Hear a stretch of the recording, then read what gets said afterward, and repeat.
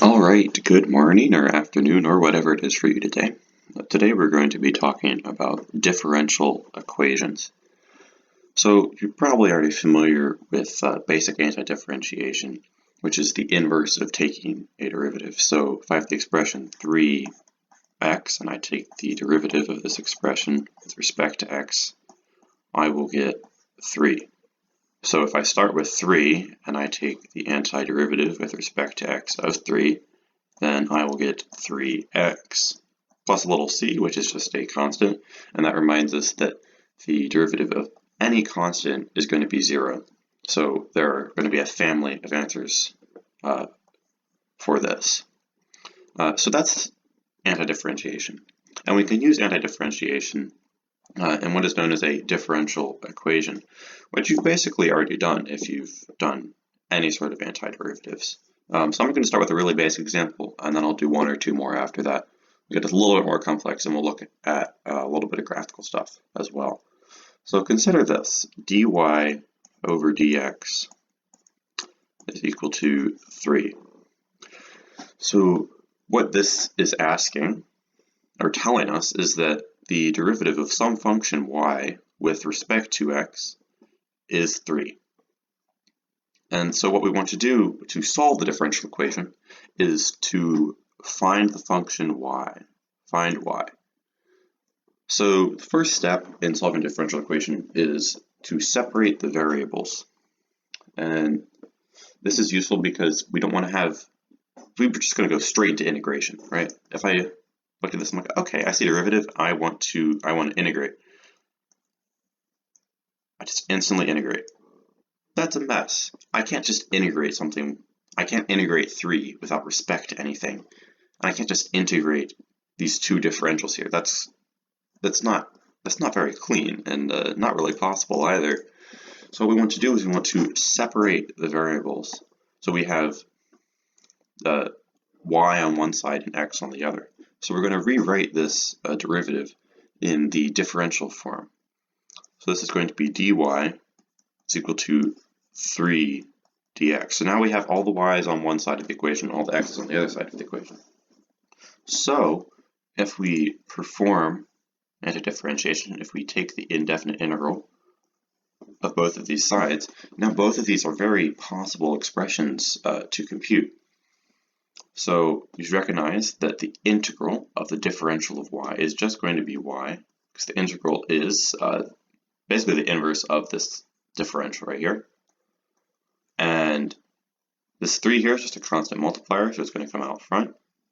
And the integral of the differential of x is simply just going to be x, and we're going to add our plus c. So this is basically what we just saw here at the beginning, but more in a differential equation format.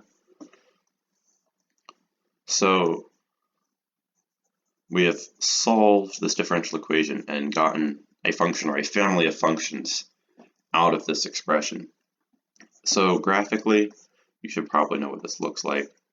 The function 3x is, pretty basic linear function. If we let c equal 0, it's just going to, look something like this. If we let c equal 2, it's just going to be a vertical shift up a little bit. It's pretty bad drawing. And if c is, say, negative, it's going to be a vertical shift down. And that's pretty much all that can happen. So what that's telling you is that if you want some function whose derivative is 3, it's going to fall within this family of functions. And of course, we can make this constant anything. It doesn't have to be an integer. But those are all the possible solutions. So I'm going to make it just a tad more complex. Not very much, though. So here, let's consider the differential equation dy over dx is equal to y. What this is asking us really is we want the derivative of some function with respect to x simply to be equal to that function. Hearing in that wording may trigger a memory of a function you've seen before, but we're gonna do this mathematically. So again, the first step is to separate the variables. So we're going to rewrite this in differential form first. dy is equal to y dx. But we notice that we have a y over here with the x's, so we're going to divide it over onto the other side. So we have 1 over y dy is equal to dx. And this is good because now we've separated our variables, which means we can take the integral this side. So the integral of 1 over y dy is equal to the integral of dx. The right side we've already done before. That's just going to be x plus c. Now the left side, the integral of 1 over y with respect to y is the natural log of the absolute value of y. If you haven't already seen that, I'm not going to go over it right now, simply so I can focus more on the differential equations. But this is a known fact, and I can explain it in another video if you would like to see that. So now we want to solve for the function y, because we noticed we have operations applied to it. So first we want to undo the natural log, and the inverse of the natural log is the natural exponential function. So the absolute value of y is equal to e to the power of x plus c. And now to undo these absolute value, we want to just make the other side plus or minus. So y is equal to plus or minus e to the x plus c. So this is good. We've now isolated a function, but it does look a little bit messy. We've got a plus or a minus, we've got a c up here in the exponent, and that's not very easy to think about.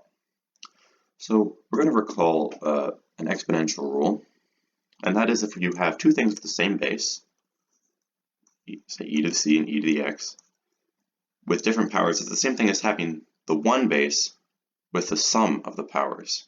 So this right here, e to the x plus c, is the same thing as e to the c times e to the x.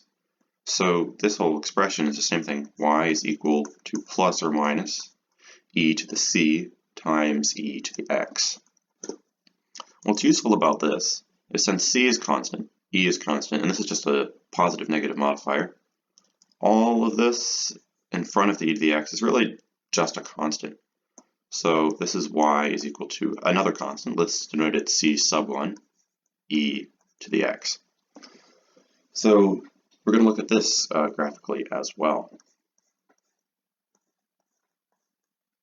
And if we let c equal just 1, the normal differential equation, the normal graph for the exponential form is going to look something like this. It's not a very good drawing. If we change the constant right here, it's going to stretch it this way, or maybe it's going to shrink it. The point is that here the constant of integration is not just a vertical shift, which is usually the first way that you see it. Here it's a vertical stretch or a shrink, and that is definitely a possibility. So as you explore more differential equations, you'll see different ways that the constant of integration is going to affect the final function. So lastly, I just want to look a little bit more generally. And these are two very simple differential equations, but they can get much more complex and much more annoying. I could have dy over dx, I don't know, let's square it, plus dy over dx is equal to 1, and then we would have to go through the whole process again. Could we figure out what the function y was that satisfied this equation? So you can have multiple differentials of the same variable in one of these equations, and it's just a matter of manipulating those correctly in order to get a result. So that is differential equations. I hope you enjoyed this lesson and learned something. If you want to learn more or you have any questions, feel free to let me know. Thank you guys so much for watching, and I will see you in my next video.